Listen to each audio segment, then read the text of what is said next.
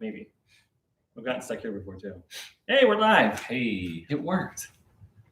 What we got 4 minutes. 4 minutes. Plenty of time. It's the extra one. Those who come in early get to see the bonus behind footage. the screen, behind the scenes. I just got the notification, so That's good at least. Things are looking up. I think we have sound. Look at this. We know what we're doing. we look like it. I don't even know if we do look like it. We feel like it. Yeah, that's something at least. All right.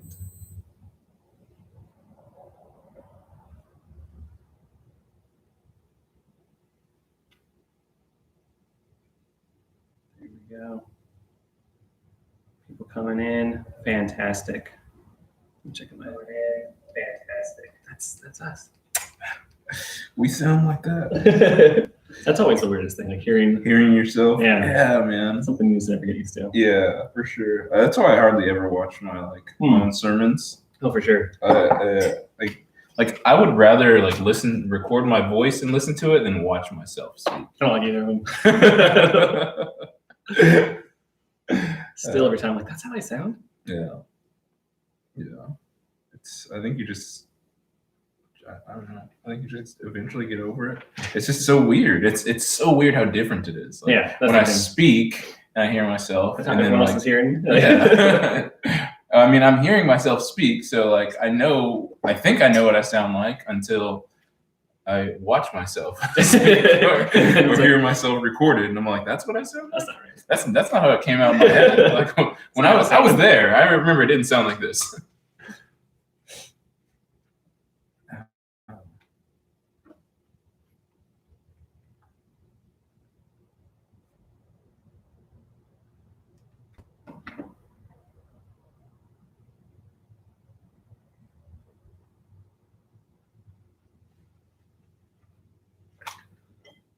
Morning, everyone. Hopefully, you have your coffee. And well, this is on. Hello.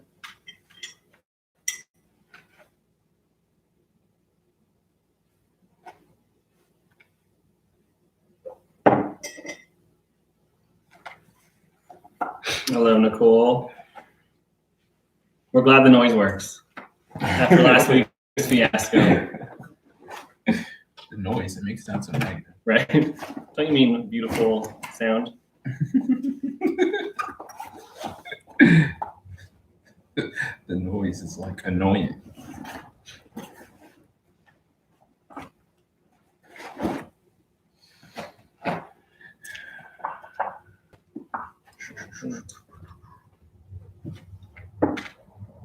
I gotta get more of those books now. It's making me feel inferior. I have way too many. Way more than we need. It's still like that one that I'm missing, the what if one. And I feel the lack of it in my life. Let's make you a copy of it. Speak by me. Make it work. Almost shift hand. Yeah, I think so. Wait a few more minutes while people are coming in. Hello. I'm guessing that's that G Ganzenhuber is Gannon. It's also high Gannon.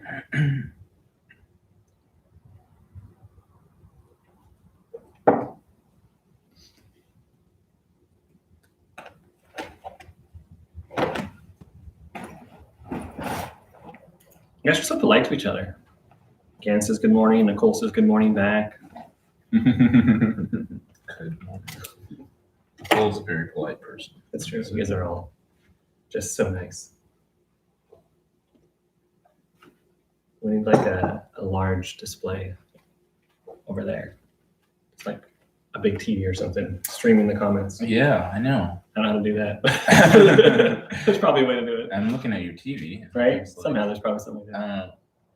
I don't know if we would have changed the setup a third time. Right? This seems to be working. Yeah, this is pretty ideal, actually. We were talking earlier, and by the time we get all this dialed in, everything, it's probably going to be back to normal. But at least we'll have some new stuff figured out, I guess. Right. At least It's good to know, like, if you get like the flu or something, you can still like talk from home. Yeah. I could YouTube teach in between like throwing up. We could still do this when. Oh, this Yeah. should still definitely happen for sure. Yeah. So at least, yeah. So it's not all for nothing. We're learning. We have to change the name of it though. Yeah, I think, or keep the name, but they have to come up with a different acronym. Oh, that's right. yeah. Once we're not sheltering in place, That's that's a great idea. I then love it's that. just got to be like something Something in something. Wait, Ethan, what's the famous good morning quote from The Hobbit? I remember the second breakfast quote. I remember the one about a wizard never being late, but arriving right when he intends. I don't remember it. Oh, those are all Lord of the Rings quotes I'm doing. I don't remember the famous good morning quote from The Hobbit. A lot of Hobbit watching. What about Lord of the Rings? I feel like that's superior to The Hobbit. Sorry, Hobbit fans. That's true. Just saying. Because I only watched The Hobbit once. That's how I don't know. I don't know. Do you know if the famous Hobbit good morning quote? No. Is it just a Hobbit saying good morning? That's all I got. That's a good guess. Right? That was my guess, actually. Oh, apparently it's long. Oh. I saw The Hobbits, Yeah. but I think I watched Lord of the Rings a bunch of times because that was amazing. And The Hobbit was good. I just didn't like it as much. They took one book and stretched it into 3 movies. It doesn't make any sense. I don't understand that. Oh, from the book. I didn't read the book, so maybe I should know it. Look it up. Oh, yeah. Oh, man. Man. I see how it is. Just rude. Right? What happened to the politeness of a couple minutes ago? Not been sipping on their coffee. Maybe it was bitter than that. Yeah, that's never fun. I had a bunch of grounds in my coffee last week. That was not like last week, this time, but like last Thursday. Oh, okay. The K cup, I put it in there and it kind of exploded or something, I guess, but I didn't know. Was it like? And so when I opened up the top later on to look, like the foil was peeled off a little bit, so like it overflowed grounds. Because when I got to like a third of the way down, it was just like dripping on the coffee. It's very disappointing. Yeah. Pretty much set the tone for the rest of my day. Was it an old K cup? I don't think so, but maybe. I don't know. That's rough. Not that they have individual dates, right? It's like I have all first world problems. My K cup exploded. Oh man. But it did. All right. We're about getting ready to get started here. Oh wait, here we go. Here's the quote. Do you wish me a good morning or mean that it is good morning, whether I want it or not, or that you feel good this morning, or that it is a morning to be good on? All of them at once. That's a good one. That's it's like a math problem. Everybody knows that quote but me, apparently. I didn't know, so you're good. Good, we're in good company. Yeah, that's why we're together. That's why we're doing this. All right, it is 10:04. That's a good start time, Yeah. right? I like 10:04. Welcome, everyone, to a working and live edition of Morning Sip. That's right. Happy to see all you guys tuning in and glad that it's working this time. I As can't opposed see that. to, yes, it's closer on here. This is easier. Yeah. Well, Yeah. Oh, well, I could pull it up on my phone, I guess. But they're saying things. Yeah, so hey, everyone. This is week 3, right? Sheltering in place? Week 3 of this is the third Is this- week of our show, so But we didn't do a show the first week, did we? So maybe this is the 4th No. week. Is this our 4th week of sheltering in place? It's been a long time. I don't know how long it's been. Yeah, I think yeah. 3rd or 4th week. Yeah. After that point, it all kind of blurs together. Yeah. It was definitely like, first couple were different, something different. Now it's like, okay, I'm ready for something different Right. For sure. because we're still sheltering in place. And we're still in place. And I remember you last week saying like, okay, like I think I'm Yeah, that's ready changed. to go back. You know, I think I'm done with all this. I think there's pros and cons to everything, but I'm definitely. And then, I think what made it bad this week is like not only were we sheltering in place, but then it rained, which I like rain, but like on Saturday the kids were riding their bikes outside the entire day, so they're like happy and everything was great. And then Sunday rain, Monday rain, Right. and then it was like Now We you're were all you're inside. really in place. we were really sheltering inside in place. So that was less enjoyable. Yeah. You just, I don't know. I feel like you run out of ideas of like things to do. I feel like I'm always like trying to find something else to occupy my children's time or my own time too. That's really what it is. Yeah. Like there's like the work time, which is easy to fill with all kinds of things, but then after that, it's like, well, what do I do? Yeah. I was telling you, I've been cooking more. That's been fun. Right. Made some bread. Yeah. I made some other stuff. I can't remember. French toast. That was fun. Yeah. Was it good? It was. Everyone ate it. So there was that. Well, I mean, they're sheltered in place. Yeah, So. Famous line my dad would always say: "This isn't a restaurant. This is what you got. This is what you get. So eat it or not." That's about it. I don't know. What was your week? Oh man. Again, it was basically filled with like me trying to keep my kids busy. They have so they go to school. They go to like a kind of like a private school type of thing, like private like preschool type of thing, and so they get like homework. But are you having to do that like with them out? You still have to do it? No, I mean they're like giving it to parents as like, hey, you know, kind of thing. Yeah, okay. Here I know that you're probably trying to keep your kids busy. Here's some work for you to help you a little bit. And William is 5, like he finished it in like 3 hours. So it's just like, here's a month's worth. That's good. Thanks, appreciate it. So I think it was mainly spent trying to keep our kids busy. I've been keeping myself busy. Trying to create TikTok videos. Nice. They've been amazing. That's been kind of fun. And like, I don't know, just like a new like thing that I can kind of discover and figure out. So that's been good. And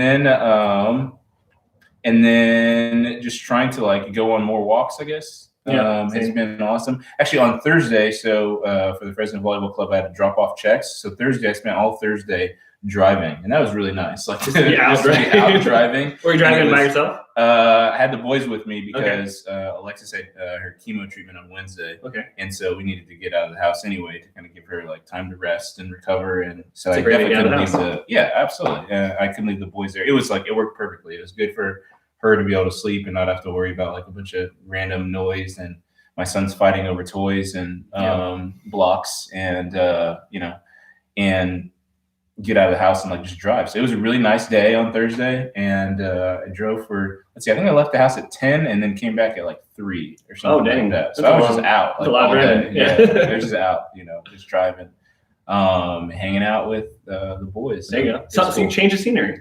Right? Absolutely. That makes a big difference. Absolutely. Speaking of kids fighting about things, so of course, same thing. Kids are finding reasons to fight, as is normal, but this is even more so with sheltering in place. Oh, yeah. And 2 of them, my 2 younger ones, were fighting over one of them eating the other one's invisible chips. Oh, you've got to be kidding me. My son was coming up and he was like, eating chips. And then my daughter, Michaela, ran up and she's like, I want some chips too. He's like, my chips! And it was like, that's the end of the world.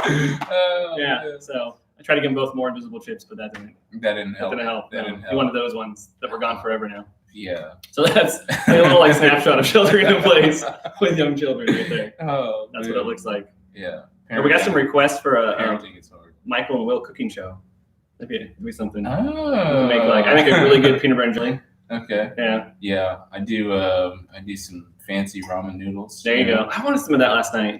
I gotta go raid my pantry. Yeah. Probably got some in there somewhere. Yeah.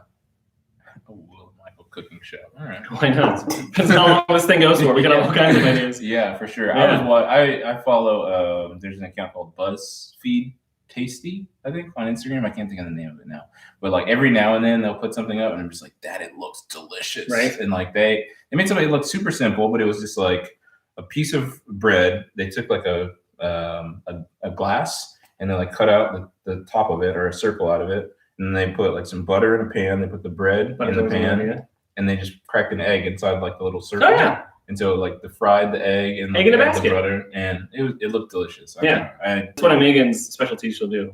Egg in a basket? Or they call it paradise sometimes, because then you can put the circle of bread back over. It's like a patch. Yeah. It's kind of like a little thing. Surprise. Yeah. What's in here? Hey. Oh man. Okay. So now I have a request of Megan. There you go. Make a egg in a basket. They're good. It looked amazing. So I used to watch cooking shows a lot, but the problem was it was always like 10:30 at night, and they're like making something which looks amazing, and then you go and like look, oh, I want to go make that, but you don't have like the ingredients that they like. Have a loaf of fresh French bread and some saffron. And like, oh yeah, because I got all those things. Yeah, I just have saffron. Let me go pull it out of my That's backyard. what I need. Something that's like take your ramen noodles, take some butter, like put it together. Okay, I can make that. Hey, put in the comment section your favorite cooking show if you have one. There's some on Netflix now that people have been recommending. My wife and I, so I'm like huge in like competition, and so I like watching competitive cooking shows. Those are good. So my wife and I watch a lot of cooking shows, but like Chopped is probably like our favorite. Chopped's good by far. Yeah. And it's just like, I don't know, it's really cool to see them like take these like random ingredients and like try to come up with something like on the fly, and I don't know, it's pretty cool. So Chopped is a favorite of ours. I used to watch one called Good Eats because it was a guy that would basically say like, here's a dish, and then he'd like tell you, big surprise, like the history behind it, where it came from, right? I know, it's like, oh wow, Michael likes history. But it was interesting. Like, oh, here's why they did it this way, here's how it came from, and that was interesting. It was basically like a history/cooking show. Nobody else watched it. I don't think it's on anymore. So that's probably reason. Yeah, it's all right. Worst Cooks in America. I've heard of that one. Any Food Network show. Those are good. Yeah. Worst Cooks in America again. Yeah. All kinds of Worst Cooks in America ones. Yeah. We watched. Someone told us to watch like the British something or other one. We watched a couple episodes of that. It was just British people baking. They're very polite and proper about it. Anything they say sounds super fancy. Right. You know, so that makes it sound better, I guess. There's another one my wife watches, Guy's Grocery Games, you know, Guy Fieri. Oh yeah. Triple G, I think is the name of like the cool name for the show. That one's pretty cool too. I watch that like from time to time. It's like a competition also, right? Yeah, those are fun. Yeah. All right. Well, speaking of history, I might as well jump into this day in history. At first, it took me a while to actually find some good stuff because you should go look up yesterday in history. All kinds of amazing stuff happened yesterday. Yeah. But today, there's some cool stuff I finally found that happened. So there is a mountain called Mount Vesuvius. Ever heard about that one? I've heard of Anybody? Mount Vesuvius. Real quick, comment if you've ever heard of Mount Vesuvius. If you know anything about Mount Vesuvius. It's a famous, popular mountain. We're still talking about cooking shows. No, Derek, that was the one with Alton Brown. Not Adam Brown, but you were close. But it was a good one. Is it a cooking show? Yeah, the Good Cutthroat Cake? Good Ones. That was the one. Oh, I think he does have another show. I think it's called Cutthroat. He's a pretty. I think he does actually. You're right. Yeah, he does that one too. And he would like talk on Iron Chef, I think, or something. One of them. Okay, so Mount Vesuvius. That's the volcano that erupted way back, like in something 56 or 76 or something 80, and covered Pompeii. So Pompeii is that city that they found like completely entombed with like ash and rock and everything, because the volcano blew up and like covered the city, and that basically made them little mummies and everything. So it erupted then, but it also erupted on this day in 1906. So it erupted twice. And the more I looked into it, it didn't just erupt twice. It erupted several times throughout history. So in 1906, when it went off, it killed 100 people, which is a lot of people. Back when it erupted, like way back in ancient times, it killed a lot more. But the same volcano erupted, okay, so 79 AD, I was close. Buried the city of Pompeii, completely buried them. Like, they should have left, they didn't. Which, I mean, once you see something blow up and like starts raining like, stuff on you, maybe it's time to. Maybe there'll be time to leave. But whatever, to each their own. And then it, so when it blew up, it was 21 miles high. The volcano, cloud, ash, rock, all that stuff, 21 miles high, and then blew out everywhere else too. And it was 100,000 times more powerful than the nuclear bomb we dropped in World War II. 100,000 times more powerful. This was a big explosion. Now, it also erupted in 203 AD, in 472 AD, and it could be seen for 1,000 miles away, the cloud. It erupted in 512 AD, and for that one, everyone in that area, they didn't have to pay taxes that year. That's how bad it was. You know, if the government says you don't need to pay taxes this year, something, then that's a big deal. Right, yeah. So I think I counted like another 30-something times between like its first eruption in 1906. Wow. So, and then it erupted again like in the 40s. And my whole point with that I found was interesting. It wasn't like a thing that happened once and that was it. Like it happened a bunch of times, over 30 times, and people were still living by it. Like that's That seems weird. And people are still living there today. Today, there are 600,000 people in the danger zone, of like the death zone if it erupted. And there's 3 million close enough that would be seriously affected if it blew up again. And even scientists say, not if, but when. People are just like, well, I'll build a house here. Like, why not? So whatever how many years ago that is, 1906, it blew up. Killed a bunch of people, bunch of houses. So 1906. On this very day. But then it did again in the 20s or 30s and did again like 1944. So it keeps going. And people keep living there. And sometimes it'd be like 7 years apart. Sometimes it'd be like a couple decades. But it consistently goes off. Right.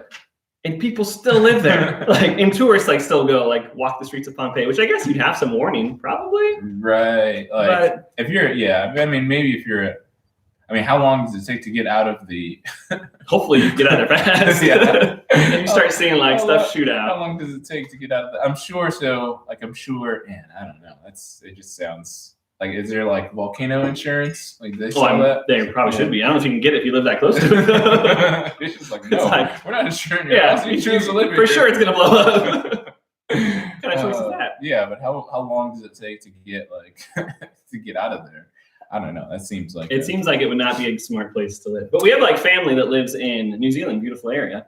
But Auckland, there's a volcano right across the shoreline, and the same thing. They're like, oh yeah, someday it's gonna go off, and everyone just lives by it.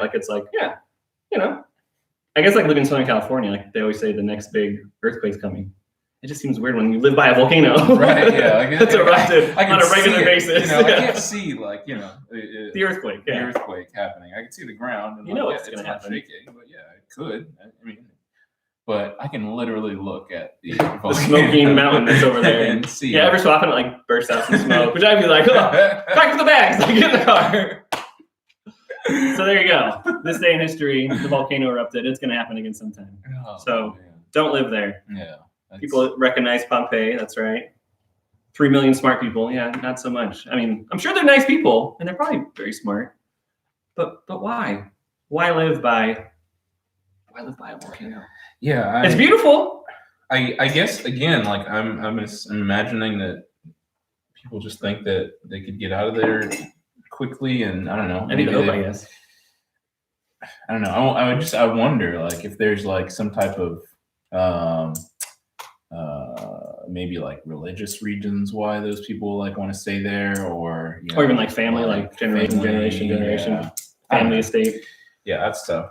That's a weird thing. Oh wait, real quick. So one thing. So people have asked me, well, how do you know this stuff, Michael? I'm not just really smart. I just read random books. So to give you an example, I thought we'd do a random fact today. So just like we do with the icebreakers, I'm gonna have Will just stop me somewhere in here.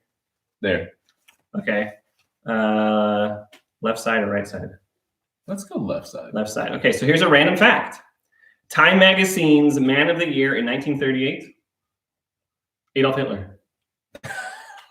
Time Magazine's Man of the Year in 1938. See? Wow. Random facts are all around us, and I have tons of these kind of books. That's how I know so much random stuff. Huh. And that's not. Never would have guessed that. Yeah, sure enough.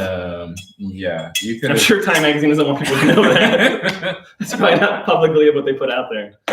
Oh, kind of a blender on that one. But. Yeah, no, you probably could pull 100,000 people and give them 3 options for Man of the Year for 1930. And at that time, you had FDR, you had Winston Churchill. Right, they're we should pick that guy. That one over there. That's where we're gonna go. Yeah. Poor choice, Time Magazine. That's an American magazine company. Yeah. They're still around though. They recovered somehow. Yeah. So they're still doing good. Any comments about that random fact? See, random facts are just fun. Gannon wants to look at those books. Sometimes they're great. I have that one. I have other ones. I have one called "What Did We Use Before Toilet Paper?" Fascinating. I've got one called "Who Knew?" That's okay. Where I got the idea for my game of more or less from that book, because it just has a bunch of. See? They're not all numbers ones, but there's just a bunch of random stuff. Random stuff. Yeah. Random stuff's good. Yeah, it's fun. That's the theme for today. Random. Yeah, it's fun. All right, so we're gonna jump into our segment, Profit or Profits. All right. I don't even remember which one was first. Profit. I think it was Profit or Profits. Okay, Profit That's what it feels. or Profits. Oh, I like this. Yeah. profit. That's More nice. profits. That's good. What I've been doing, there is like a little speaking like emoji. So like a person that looks like they're speaking. So when I like post them on social media, I use There you like go. the speaker, or like the emoji has like the dollar signs in his face and in Profits. his money. Anyway, the first one is, I've got 3 today. The first one is, it says, strangers can become best friends just as easy as best friends can become strangers. Is that profit, like out of the Bible, or profits for dollar signs? If you think it's out of the Bible, you can press B, uppercase B, because Bible should always be capitalized, or dollar sign if you think it's for profit. All right. So, So one more time, I'll read it.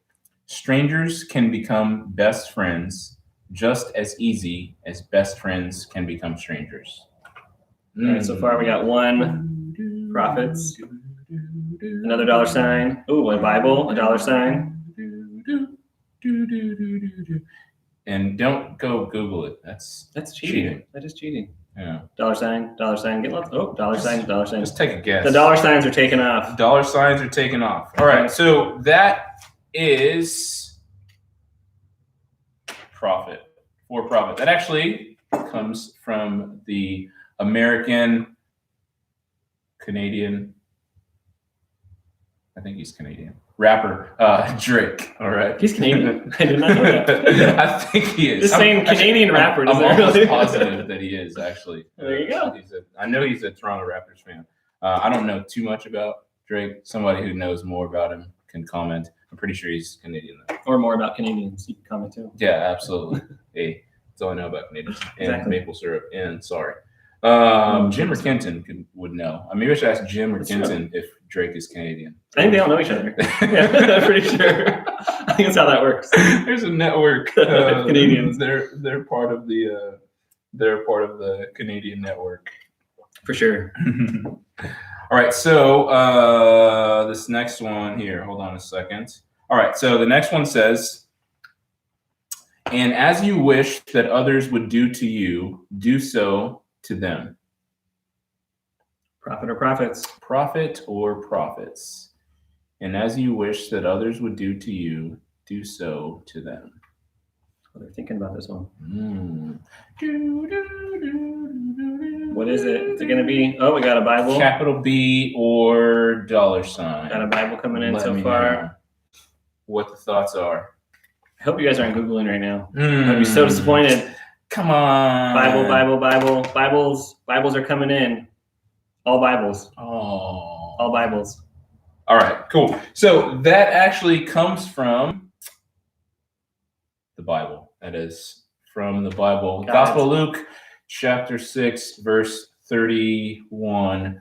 It's a direct quote from Jesus. You guys know your Bible. Good job, guys. All right, last one. Okay, one more. This one is I don't know. Hopefully, it's a good one. We'll see. Okay, so it says, "It is a far better thing that I do than I have ever done. It is a far better rest that I go to than I have ever known." Profit or Profits. profits? What do we got?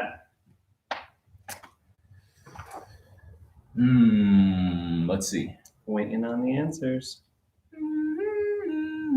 Nobody wants to be the first one. Yeah, Oh, you're wrong. You go. Yeah. Oh, we got some money. A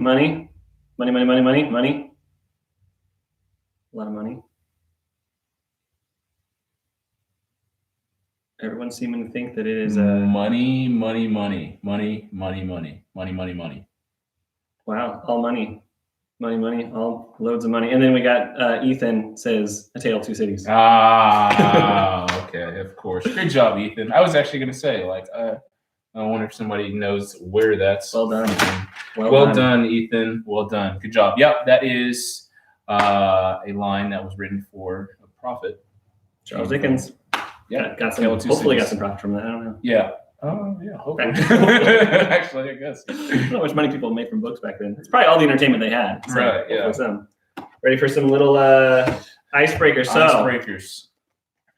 tell me, you want me to ask Pastor Will, give me 5 unfinished sentences, or have you ever? I don't remember what it was last time, but which one?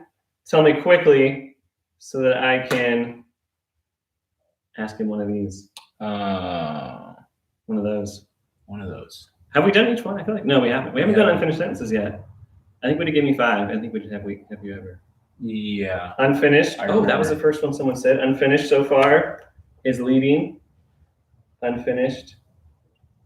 Have you ever? Gets a vote. 2 for unfinished. 1 for have you ever. All right. Unfinished sentences. All right. This Let's is do gonna be it. good. All right, here we go. Stop. Whoa. All right. Left or right? I said left earlier. Let's do right. Right, and then 1, 2, 3, 4, 5. Ooh. Let's go with 5. All right. So, unfinished sentences. Music influences me by. How does music influence you, Will? Oh man. Music It's a deep one. influences me by. You guys answer as well. How does music influence you? That's tough. So music influences me by its lyrics, and like the things that are being said. I mean, but also I get influenced by music by just like the sound of like songs, like rhythms and like vibes and things like that. So I'm the type of person who enjoys pretty much all types of music. I'm not a huge fan of country, but I even like, you know, Same. I've listened to it, and there's a couple of like songs that I like, country songs that I like.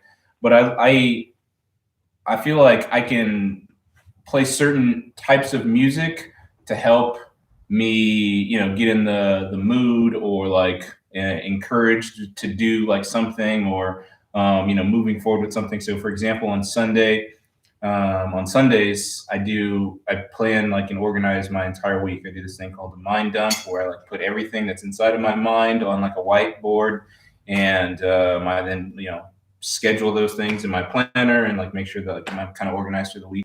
And so on Sunday nights when I'm doing that, like there's a certain type of music that I want to listen to before.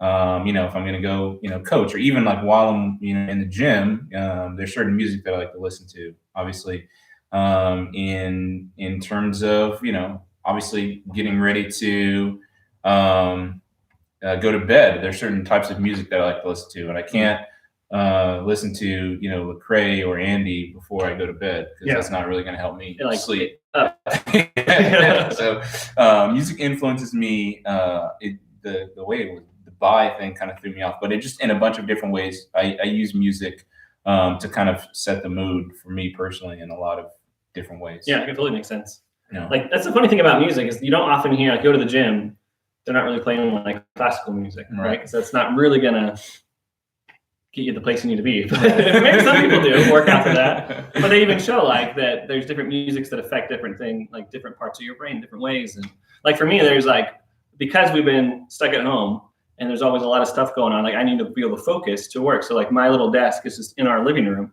So I put headphones on and I play music when I'm like writing or when I'm working on a talk or whatever it is. But I can't really have, like for me, when I'm doing that, I can't have like music with words. So it has to be music without any words. Instrumental. Yeah. So it's something instrumental. There's one that I use. I've been using it for years. I mentioned it before, I think, but there's a band called Future of Forestry. You can look them up on whatever, Future Forestry. They have all kinds of great music, but they have this one album that they took some of their previous songs and they redid it with piano and strings. And then they have a version of that with words, but then they have a version of that that's just instrumental. So it's just piano and strings playing these music. And the guy's an amazing composer. So I actually listen to that like when I'm writing, because it gets me instantly like in that zone that I want to be in for focusing and concentrating. But then sometimes if I want to like be more upbeat and like actually like, I don't know, energized, I play other music because it totally has a different effect. Yeah. So I just got it, and I don't know if you got it too, so you can read it. It's a text. It says that music can also bring you back to a place or a time and encourage your heart. So like I, you know, That's a good point. I love listening to like things that I haven't listened to in a long time, and like it instantly bringing back like Totally. a feeling or a memory of something. And I'm just I have a like, man, playlist like- called Good Times. Yeah. That's totally what it is. Yeah. I've got one on Spotify called Housewarming. Okay. And like it instantly brings me back to the time where we, like my wife and I, back in 2012, it was 8 years ago, like rented like our first house. Okay. And it brings back all the memories of like the friends that were there and like the family members that were there. Some of them like I'm not really friends with anymore. Like I don't hang out with it as much. And so, but it instantly triggers like the emotions and the feelings of like, you know, that time. Yeah. And It's like tied. yeah. That's crazy. Yeah. So people have said that they like the tunes, the passion of the musicians, the words and the beats, music influences by trying to incorporate what I hear into playing. Influences me through the lyrics. Pay attention to the words that are said. All kinds of good stuff. Absolutely. Yeah. Yeah, lyrics can be super powerful too. Like that's obviously a huge part of the music as well. Yeah.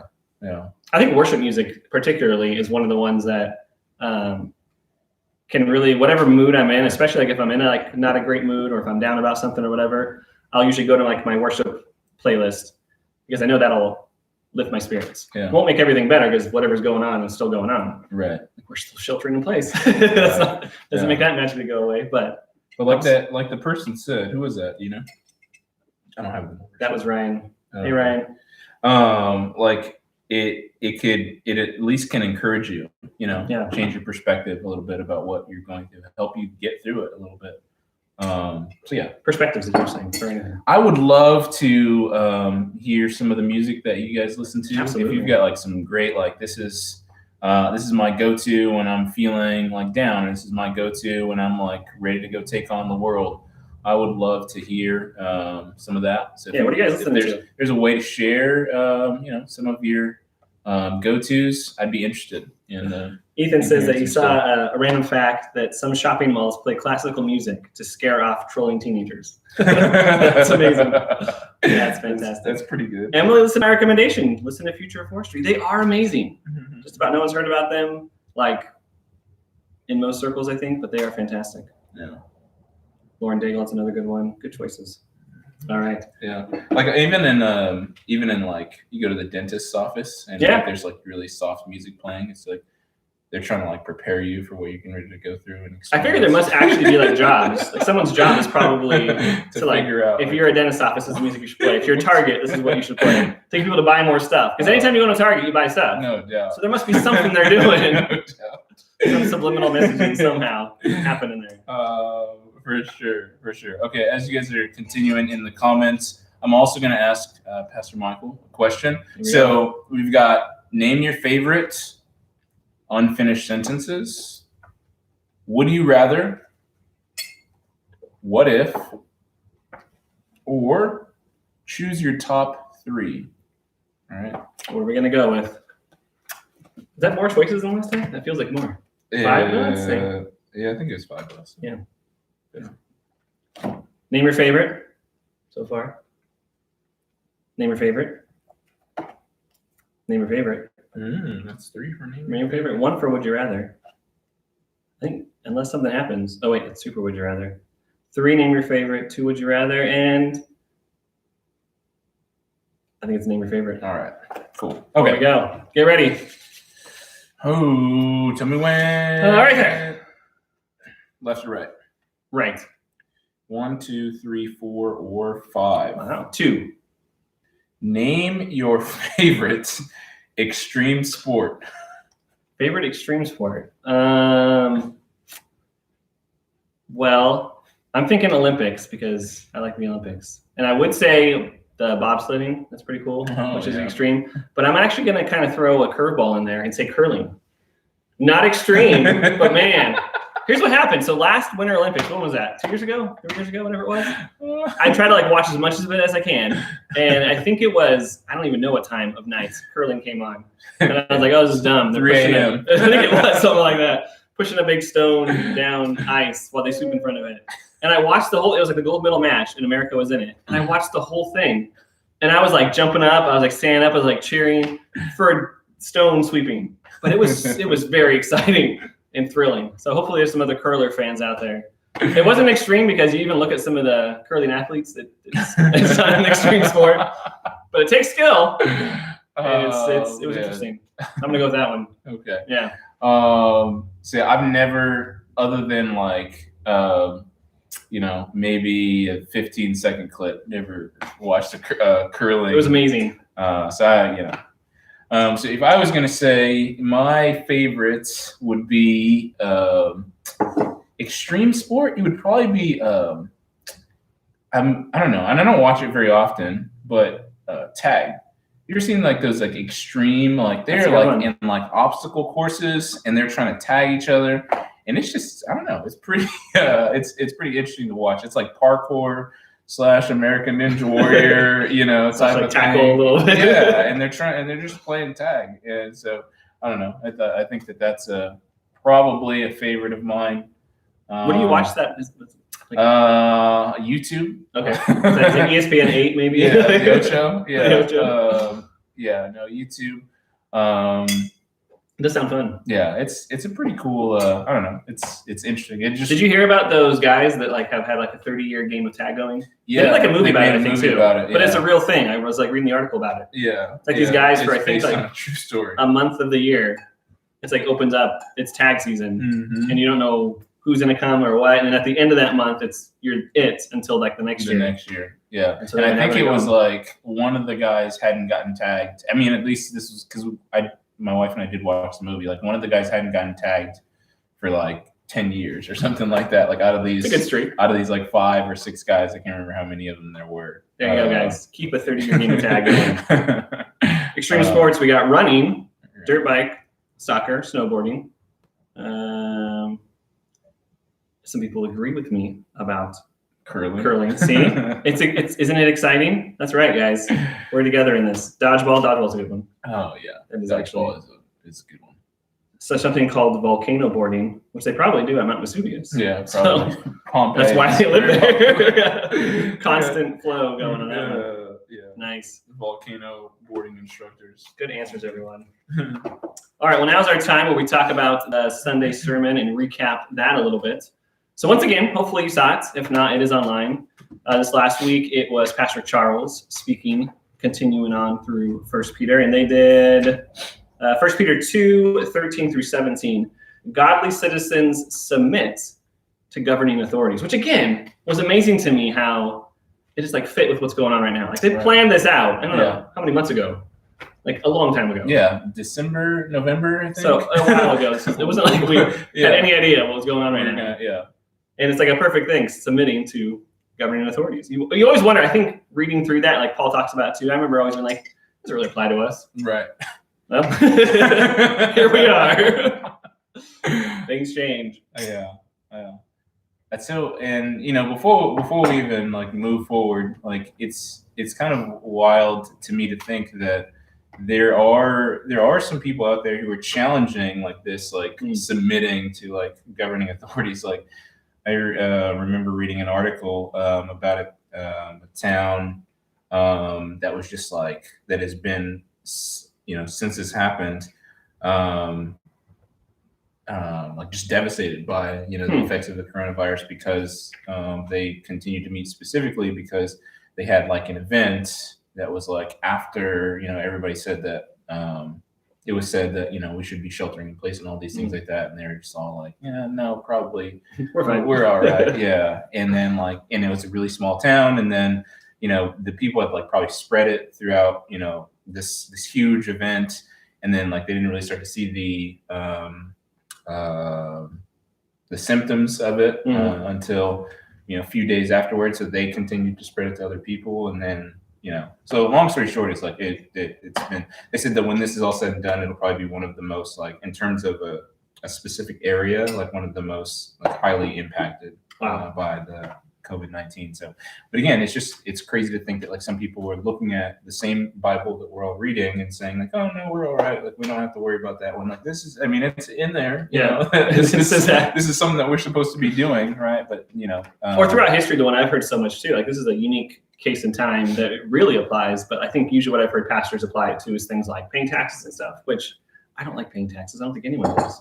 But so I've heard people say like, well, as a believer, I don't need to pay taxes because for whatever reason, even though, Jesus said, render to Caesar what Caesar's, whatever, forget about that part. Clear. But I've heard like even that kind of a thing. It's like, well, it's not about what you feel. It's about what is the word of God saying. And there's always this kind of balance of like, well, here's what I think, and here's the Bible, and well, here's the Bible, here's what I think. Which way does it go? Well, it should be the Bible. Bible should trump whatever we think or feel. Always. It's that whole like the truth versus my truth. Like if your truth doesn't agree with the Bible's truth, your truth's wrong. Yeah, that's it. And you're plain and simple. Yeah. So that was the whole subject, and it was really interesting. Some of the things that jumped out right from the start, Pastor Charles was going through it kind of just a chunk at a time. And he pointed out that it says submit yourselves, which it's like, we need to do that ourselves, not always needing to be forced to submit, but we should just be like, you know what, I'm going to submit in this way rather than trying to push back against it or anything like that. Right. Like we just talked about.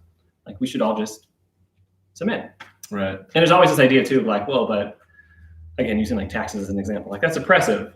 But then like Pastor Charles pointed out, like this was under Nero, like the guy that was like killing Christians. Yeah. And Paul's and Peter were saying like, hey, submit. Like obviously not if they're coming, don't run away. Like that'd probably be a good idea. Like, you don't have to just stand there. Yeah. And like, but at the same time, like on the little things and the day-to-day stuff that they're telling you to do. Essentially, it's like it reminds me of Jesus' teaching that says like if they hit you here, like turn and like let them hit you here. Like that's a wild concept, right? And going in contradiction to like what human nature. Your natural response to something like that is, and yet that was the call for us. And so I think that again, submit yourselves is way different. It gives you a different, it gives people a different perspective about your faith, what you believe, why you believe what you believe. And even to me, like this, the second thing is, I'm trying to read it here. He was talking about like acting. I didn't write it on the exact quote, but he was talking about acting. And he was like in reference to our lifestyle. Here, let me pull it up actually. I remember he was even saying too, like that it's starting from a place of, am I first submissive? Like we were just talking about, there's people who for whatever reason aren't submitting to all the things in place, right? Which is important for us to look at and think about. But then we also have to look at our own lives and say, well, what am I doing? How am I submitting in the way that I'm supposed to be? Am I leading by example, so to speak, in that? Right. So the verse says in chapter 2, verse 16, it says, live as people who are free, not using your freedom as a cover-up for evil, but living as servants of God. And so again, like our action, the way that like we show that we're free is like by living as like servants for God, obeying like all the things that he's commanded us to do. And like by our action, we'll actually show, people like that we are like servants of God, and, our lives and the things that we do and don't do, like could be ultimately like just a testimony of like the God we serve. And so again, I think that whole idea of submitting is like an action that other people see, that'll allow people to see something about us, that like it will allow like our light to shine even brighter. It'll allow it will give more. It'll be more of a testimony to the gospel than like trying to fight against like the authorities, which would be the exact opposite of what Jesus would do. Peter tried to pull out his sword, and he's like, "Nah, Peter. Like he lives by the sword, dies by the sword. Like put that thing away." And so again, I think that like that action says a lot. Well, like Jesus even said that. I mean, talk about ultimate act of submission. Like he could have called down like all the angels, like wipe those guys out. Right. But he was like, obviously didn't do that. But it was like that huge sign of his humility, of submission, of having a huge amount of ability to fight back. But in that case, obviously not. That's a huge example. Right. And it's the kind of thing too, I think looking at it, it's always this, it's so easy for us to say things. So much of the Bible is concerned with, well, what are we doing? Right. Are we following it with actions? Absolutely. And those two things need to go together, and it comes from a place from our hearts and everything too. But anytime we have those opportunities to show our faith and our actions is a huge thing to be able to do. Yeah. Yeah. And that's what I think it was verse 14 or 15, but where it says there, no, it's in verse 13, for the Lord's sake. That's why we're doing it. that's the other thing too. It's like, well, why should I? Well, for the Lord's sake. Right, yeah. That's pretty good motivation right there. Yeah. We're doing it for the sake of Jesus because he asked us to, and he even said, if you love me, you'll follow my commands. Right. It's like, okay. Well, Right. I think that he said too, it's interesting because we talked about earlier, obviously, if he wasn't saying to just like, okay, just willingly, get arrested, it's like, it'd probably be a good idea for you to like run or hide or, not, but, he said there's 2 times when like you're not able to, or you're not supposed to do that. And he said the first one is if it's something that God forbids, and the second one is if it's something that God commands. Yeah. Right. So it's very simple. Like if there's something in God's word that says that you are not supposed to do this, then you don't do it. If there's something in God's word that says that you have to do it, then you don't go against what God's word specifically says. And those are the 2 times that you have to.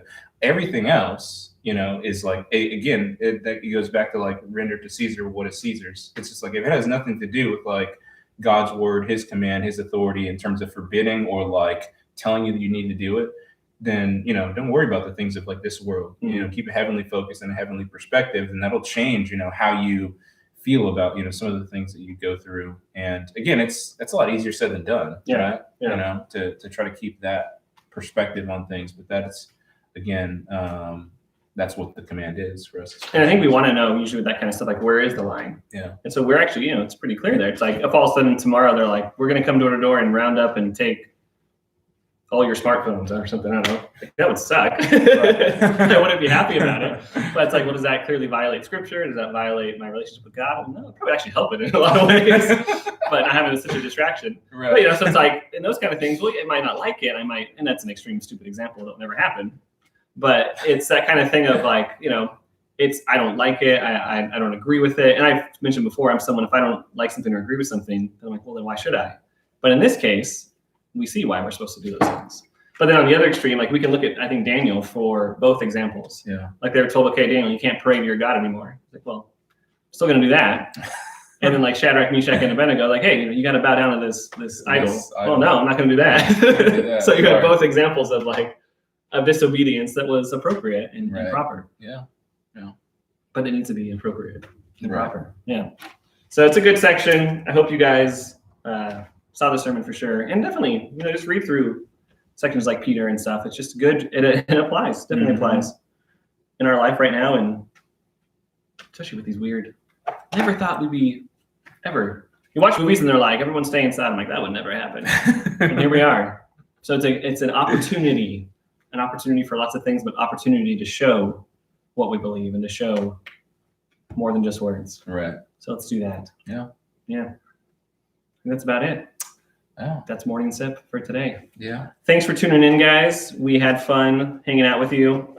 And again, sometime this is going to stop. Not like Morning Sip. We're going to keep doing that because it's fun. Yeah. But sometime sheltering in place will stop and we'll get to actually hang out together. Yeah. And like do things again. Yeah. That'll be fun. Looking forward to that. That'll be nice. But until then, we'll be here. All right, guys. We will see you later. Goodbye.